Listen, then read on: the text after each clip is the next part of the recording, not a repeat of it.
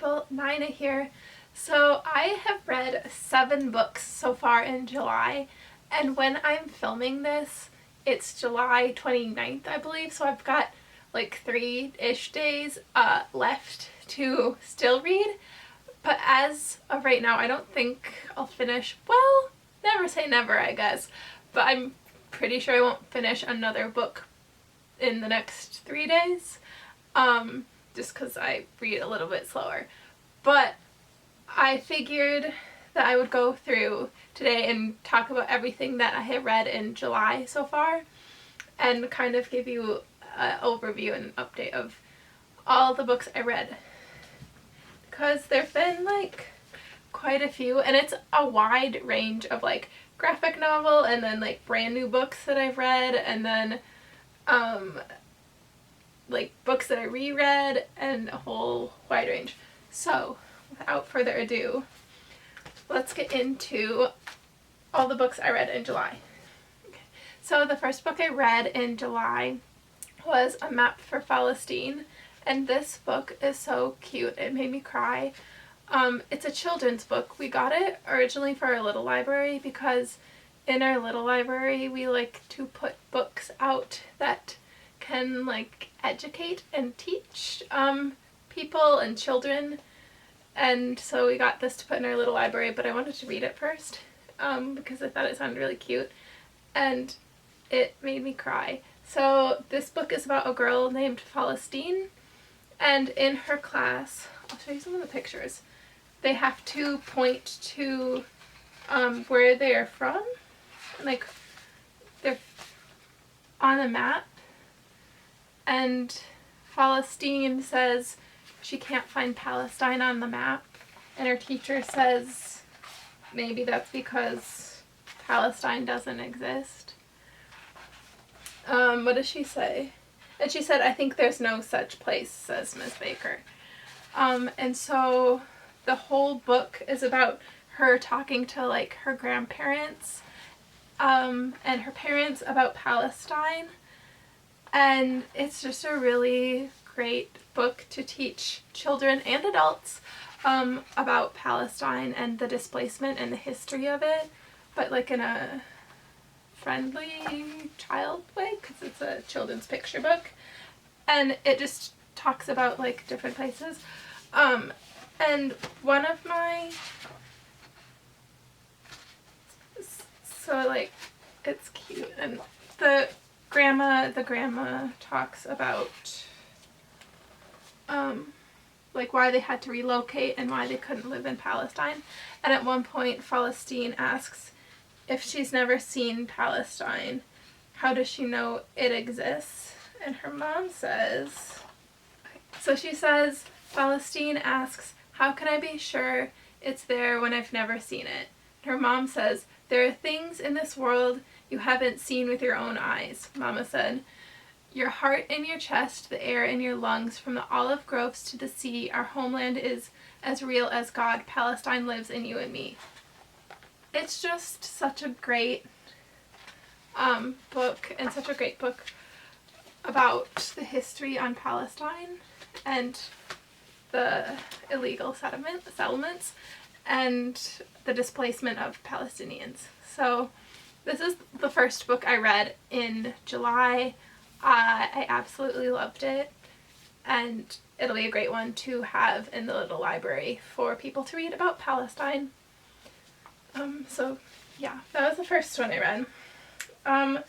The next one I read was The Outsiders. I reread this, and I am, you know what, I'm an advocate for rereading books. I have a whole video up on my channel about rereading books, but I love The Outsiders. I was in a reading slump. I was like, I don't know what I want to read, and I was like, you know what my comfort book is? Me and the Curtis Brothers. Why not? I read this for the first time last year, I believe, and I reread it this year, and I just loved it. There were like things that I didn't remember from the book, like that pony boy is really like athletic on the track and field like team, And yeah, there are just like a bunch of different things. The scene with Johnny Cade and his mom trying to visit him in the hospital was way like sadder and more depressing than I remember. And yeah, I love this. It's one of my comfort books. I will always go back to it. I recently got to see The Outsider's House from the movie, and that was really cool to see. Yeah. And I'm obsessed with the musical and the music from the musical, so I was like, you know what? I want to read a book. I don't know what I want to read. We're going back to my comfort book, which is The Outsiders. So I read that, loved it, obviously, 10 out of 10. One of the next books I read was People We Meet on Vacation, and I wanted like a summery, like beachy type read. And this isn't necessarily like a summer book, but it's like a beach read, if that makes sense. A cute, fluffy rom-com. Just kind of like an easy, simple read, and I loved it. I thought it was so cute. It's the friends to lovers trope, which I love. It follows two people named Poppy and Alex who meet in college and become friends, and they start off by like wanting to both travel, and so Poppy plans like budget vacations for them to go on, and they just become really good friends, and they go every summer on a vacation, and then Poppy gets a job where she gets to travel, and so he comes along and they travel, but they're just friends, and so they're like, it deals with them dating other people, and it's just really good, and it's really cute, and I was like, I read this and I was like, oh, so yeah, but I just really liked this, and it's a good read. It made me want to read another Emily Henry book. Okay, another book that I read in July is Al Pacino's Sonny Boy. I loved this. I didn't know anything about Al Pacino. I have to admit, I've never seen an Al Pacino movie.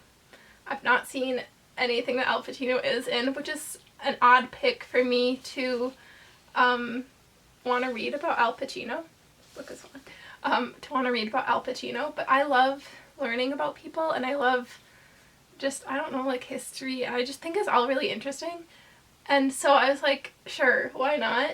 I got this on Indie Bookstore Day, I believe, or like around that time, from a little local bookstore, and I finally got around to reading it.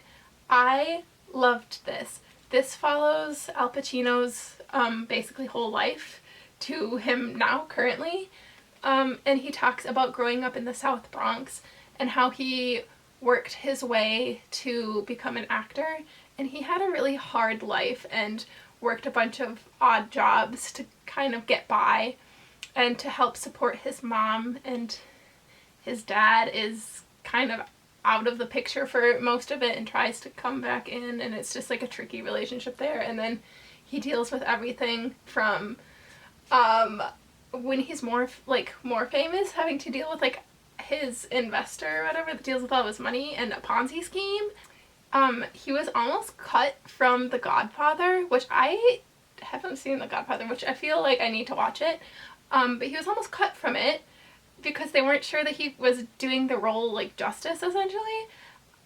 So yeah, he was, I would say, maybe one of his most famous movies. He was almost not in it. I think this was really good. It was really well written. His audiobook is done by him as well, and he kind of like rambles in the audiobook, which is really funny and like interesting to hear, versus like the book is obviously edited, so it's a bit shorter. I really loved this and would recommend reading it. 10 out of 10. His life is really interesting.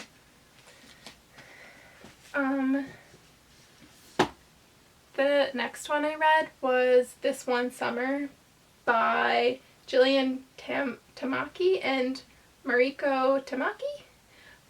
This follows two little girls, Wendy and Rose, and in their like middle school age, and basically just a summer at the beach, and it follows just like, I don't know, different like things that they get into, the older people at the beach that they run into, and just like basically their adventures. There's also a whole plot of like I think it's Rose's family that has a bunch of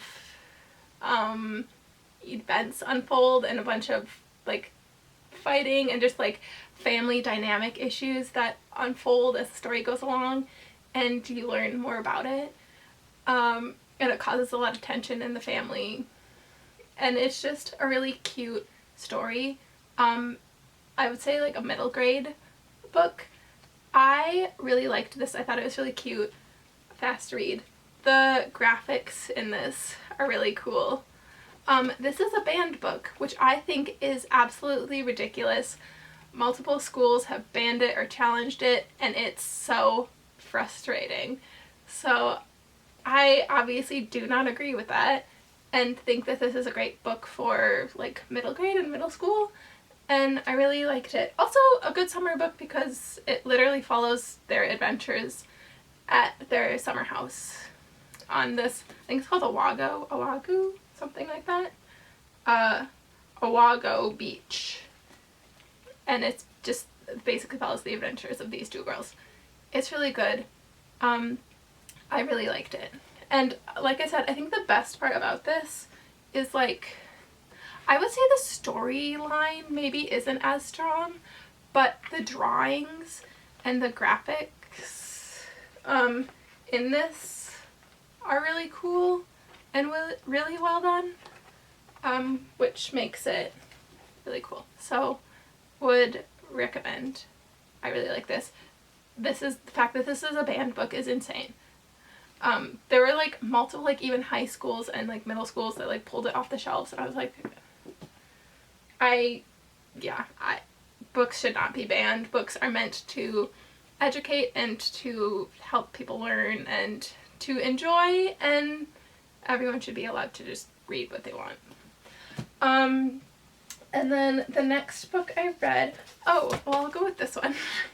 Okay, The World Keeps Ending and the World Goes On is a book of poetry that I've been reading for so long, and I read like a poem a night, and I was just slowly going through this. I've been reading this for, I feel like, forever. If you go back and look at some of my like older videos, I'm like, I'm still reading this, but it was really good. This was so sad. This is by Franny Choi, and it follows different poems about her life. I picked this up originally because of the environmental aspect. She talks about like the environment and climate change, and it's just a bunch of different poems about being Korean and her family and being queer and the environment, and I really liked this. It was really sad. It had like Ocean Wong level sadness to it, but it was very good. Would recommend. The next one, I think this is the last one. The last book I have that I read was Griffin and Sabine, and I started reading this and picked this up because I just wrote a book and I've been querying it and trying to get people to pick it up. And as I'm doing that, I'm writing another one, and I wanted to write it in letter format and write this story in like letter format, like correspondence. And I was like, I feel like, oh, one of my books just fell. I feel like I wanted like an example almost read, and I was like, there have to be like multiple books that people have written in like letter format, and I just like couldn't think off the top of my head. And my mom was like, have you read Griffin and Sabine? And I was like, no, what is that? And she was like, oh, here, this is her copy. And she was like, you should read this.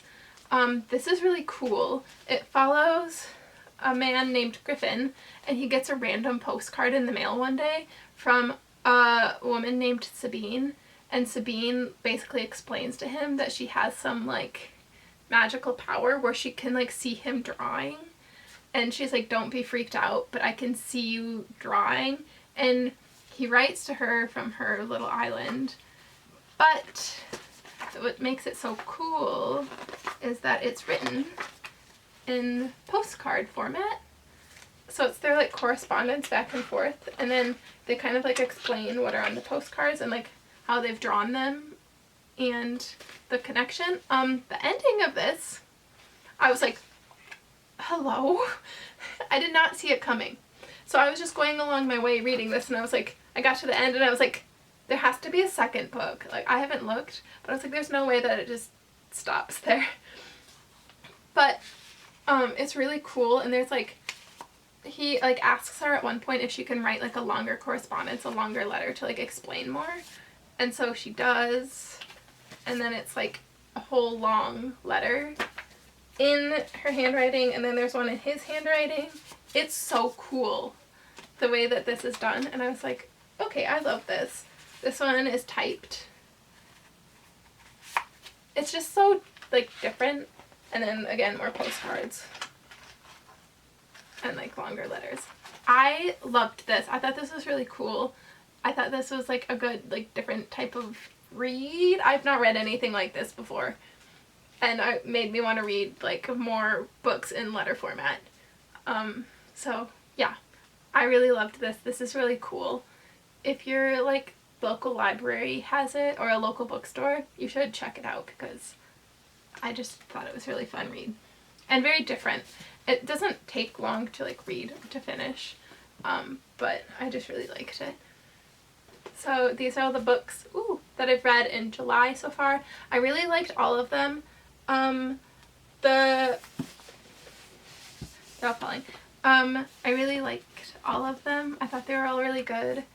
This one summer was good. I thought the storyline maybe could have been a little stronger, but I really liked the graphic novel portion and the illustrations and the art drawings in it, and I thought it was really interesting, and I think it's a really important read and should not be banned. And then of course the Map of Palestine, again a very important read for children, adults, whoever, to talk about Palestine. And right now in Palestine, they're at level 5, which of their famine, starvation, and every day people are dying from starvation because aid is not being let in that needs to be let in. And it's so important that this gets through. So down below I've put humanitarian aid organizations that are still in Gaza, still in Palestine, that are trying their best to get aid in, but they need money. So if you can donate, I will put that all down below. Amplify the voices of the Palestinians.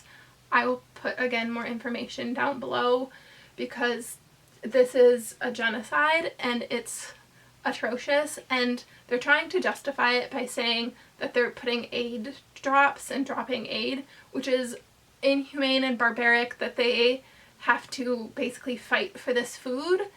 And then when they do go to aid sites too, they kill Palestinians, and it's just all awful and atrocious, and we're watching a genocide unfold before our eyes, and I can't handle it, and I can't not speak on this. If you haven't spoken out, I encourage you to do so, because it's now more urgent than ever. Contact your representatives, contact your congressmen, let them know that we can't keep not doing anything. And yeah, educate yourselves, read about Palestine and what's actually happening there. I will put again more resources down below. We can't just keep not doing anything. We need to be speaking out because it's more urgent than ever now. So that is it for this week's video.